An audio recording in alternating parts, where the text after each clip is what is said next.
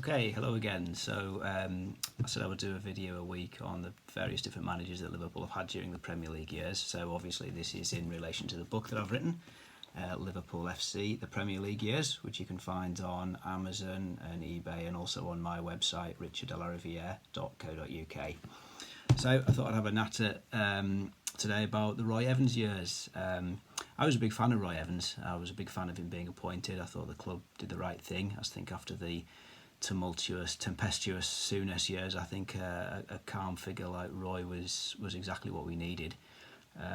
Looking back, he did the job for nearly 5 years. It was probably a year or two too long at the end, but the 2 years that he did at first, the first sort of 2.5 years when he calmed the troubled waters left by Souness, turned the club around, that was absolutely vital, and I don't think that Roy quite gets the credit that he deserves for the way he turned things around.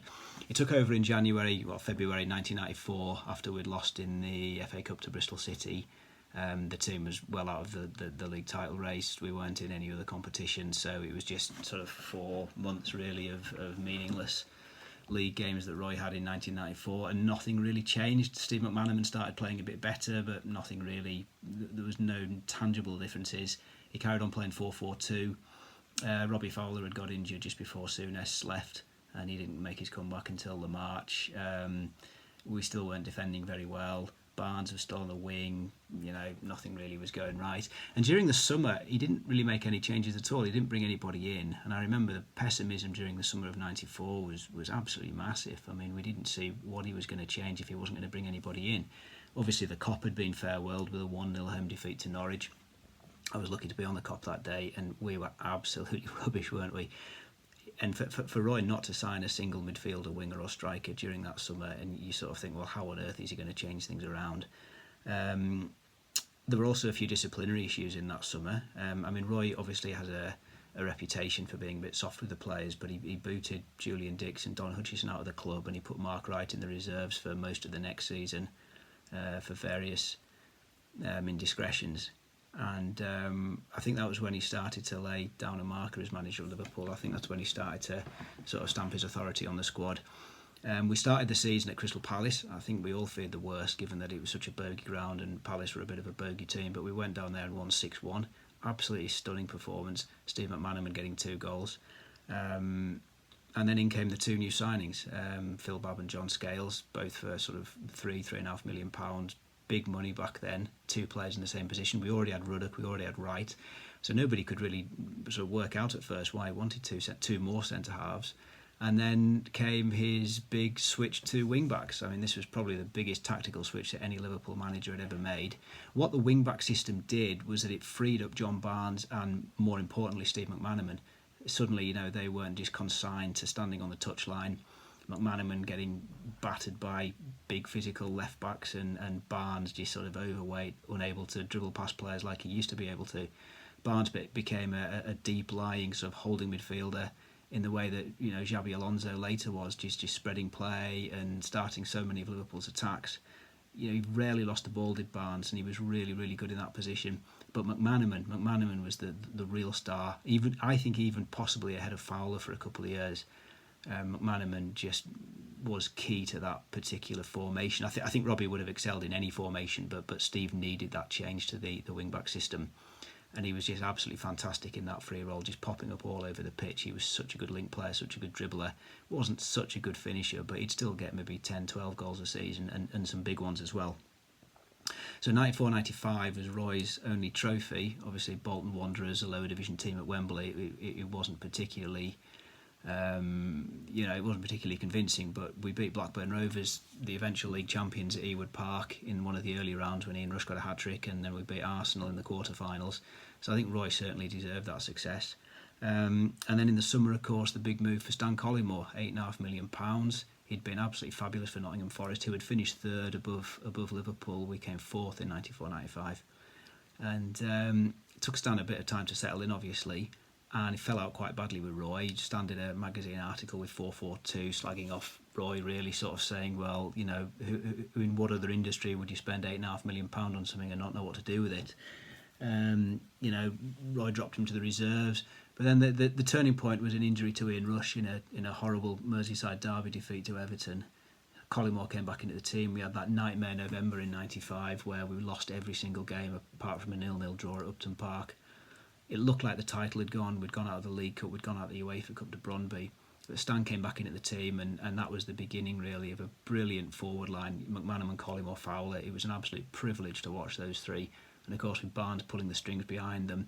I think the best period was when Jamie Redknapp was injured and Michael Thomas was the other midfielder in that team. I think that was the best that Roy Evans team played, with Barnes and Thomas in the middle. The wing-back system, we defended well. I mean, there's a bit of a reputation. People think Liverpool sort of were a bit soft defensively, and David James was certainly a bit of a nightmare in goal at times. But if you look at the stats, we actually, I think for 3 seasons in a row, we conceded fewer goals than the eventual champions. We generally were pretty solid at the back, from what I remember. But unfortunately, I think for those 3 seasons in a row, 95, 96, 97, the team had a habit of stalling in the April and then just falling away. And that's especially in '97 when it cost us the title. It was in our hands in mid-April. I remember Paolo Wantrop scoring a wonder goal at Old Trafford for Derby County, and that put the title in our hands in mid-April, starting with Coventry City at Anfield the next day. And of course, David James was at fault. We lost 2-1, and then it all went pear-shaped from there. But of course, the 2 words that are associated with the Roy Evans years are Spice Boys. There was the white suits, FA Cup final, of course. There were the endless sort of appearances on TV, and magazines like Loaded were always photographing Liverpool players out on the town, the celebrity girlfriend. I mean, to be fair, I think it's a little bit harsh because that's just where football was in the 90s, but it went hand in hand with Liverpool's decline, and so Liverpool was sort of in the spotlight for this much more than anybody else. To my mind, Roy just did a fabulous job of turning Liverpool around. With the benefit of hindsight, maybe he should have gone in 96 or 97. It would have been very harsh to kick him out in 96, but as I say, with the benefit of hindsight, maybe he'd steadied the ship and he'd created something pretty good with the formation and with the young players that we had, and maybe then somebody else could have come in, maybe someone like Arsene Wenger could have come in then and taken the team on to the next level. But in the end, as tends to be the case in English football, a change isn't needed and a change isn't made until things go very badly wrong. And the last season that Roy had on his own, 97-98, we actually finished 3rd, but we were nowhere near the title race that season. That was when Wenger's Arsenal did beat Ferguson's United to the title. That was their sort of Vieira, Petit team, and we were nowhere near that standard. And of course, United were still far too good for us.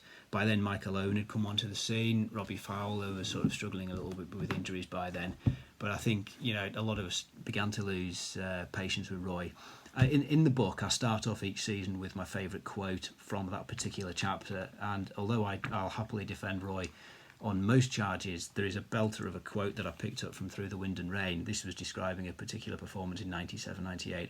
Awful, disorganised, cowardly rubbish served up by arrogant wasters led by a jellyfish with the tactical ability of an amoeba's fingernail.